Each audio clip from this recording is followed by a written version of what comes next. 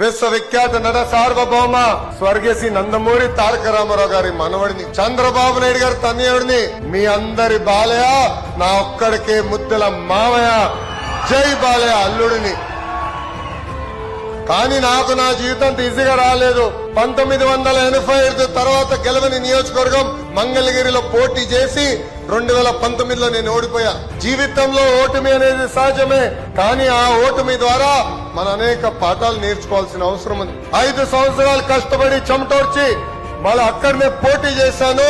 యావత్ ఆంధ్ర రాష్ట్రంలో 3rd highest మెజారిటీతో నేను గెలుస్తాం జరిగింది. ఈ రోజు సమాజంలో కూడా పిల్లలు చాలా సెన్సిటివ్ గా మారిపోయారు. ఒక్క ఎగ్జామ్ లో ఫెయిల్ అవుతే ఏకంగా ఆత్మహత్య చేసుకునే పరిస్థితులు మనం చూస్తున్నాం. అందుకే పిల్లలందరూ నేను తెలియజేయదలుచుకున్నా, మార్కులు తక్కువ వచ్చాయని, జీవితంలో ఎదురు దెబ్బ వచ్చిందని అధైర్యపడద్దండి. ఎదురు దెబ్బ మనలో కసి పెంచాలి. ఆర్నిసలు కష్టపడి అనుకున్న దాన్ని మీరు సాధించాలని ఈ సభాముఖంగా కోరుతున్నా.